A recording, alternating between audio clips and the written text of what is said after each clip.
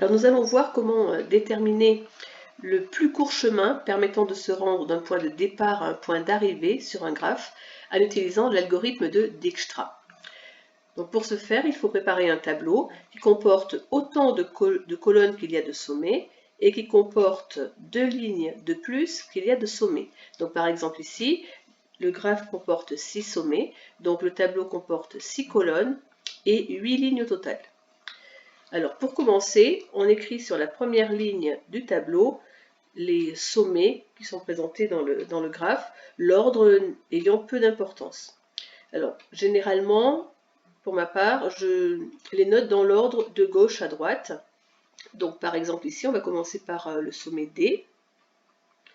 Ensuite, on va dire A, B, C, E et F. Donc voilà pour commencer. Alors ensuite, sur la ligne en dessous du point D, on va écrire 0, parce que D, c'est le sommet de départ. Autrement dit, il y a 0. Alors, c'est ici un graphe qui présente le nombre de kilomètres pour aller d'une ville à une autre. Donc il y a 0 km pour aller de D jusqu'à D. Alors quand on est au point D, quand on n'a pas exploré le graphe, on se dit qu'en théorie, eh bien, il y a une distance infinie pour aller à chacun des autres sommets. Donc au départ, quand on n'a pas exploré, on met l'infini dans chacune des autres cellules que la première. Voilà, alors maintenant on va commencer la démarche de recherche du plus court chemin.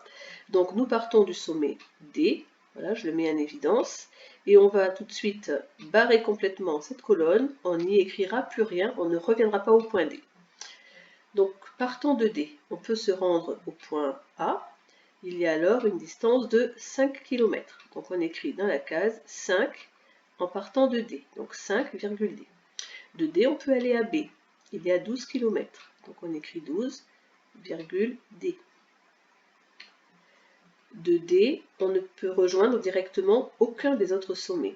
Donc on écrit infini dans les autres cases. Alors pour passer à la suite, on va regarder sur cette ligne écrite en violet quelle est la distance la plus courte. Clairement, c'est 5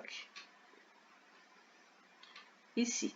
Donc voilà la valeur que l'on retient et on barre complètement la colonne, on n'écrira plus rien.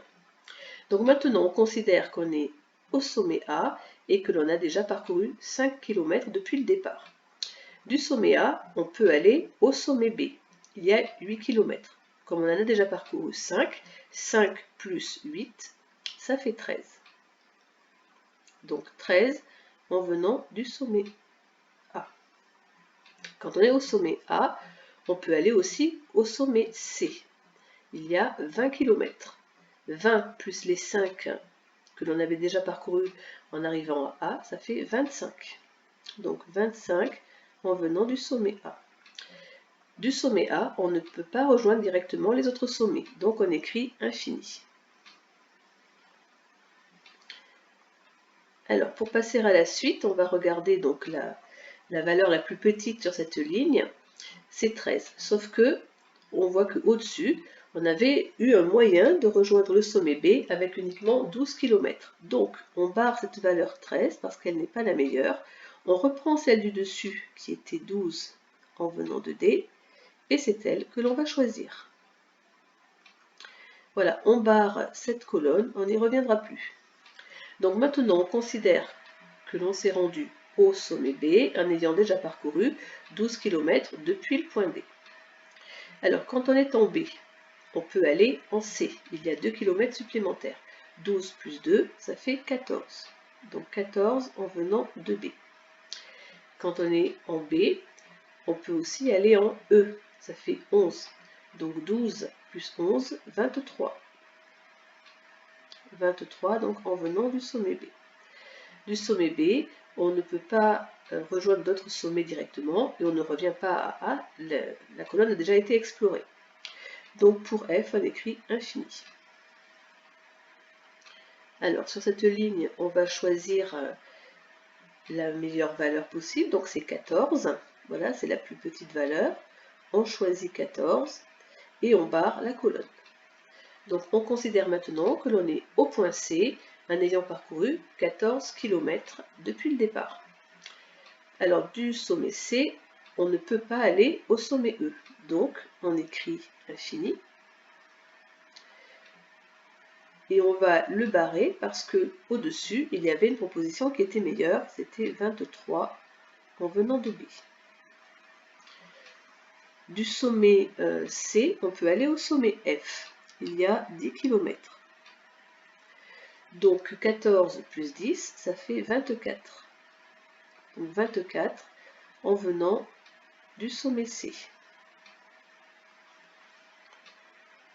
Alors sur cette ligne, on va choisir la meilleure proposition, celle qui comporte le moins de kilomètres, c'est 23 en venant du sommet B. Donc on fait ce choix-là et on barre la colonne.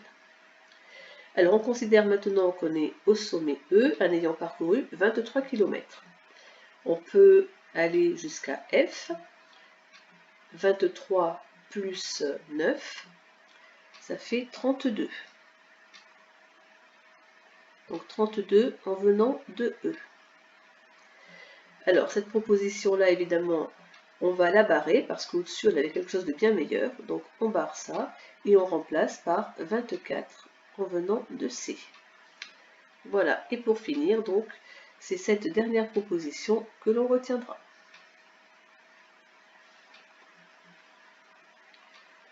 Voilà, donc là, on est arrivé au sommet F.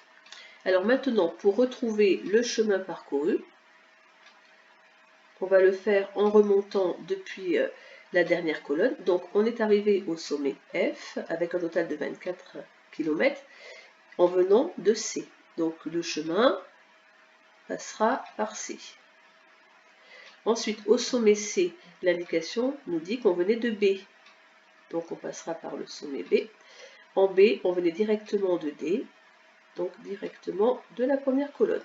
Voilà, le chemin suivi depuis le départ est donc D, B, C et F.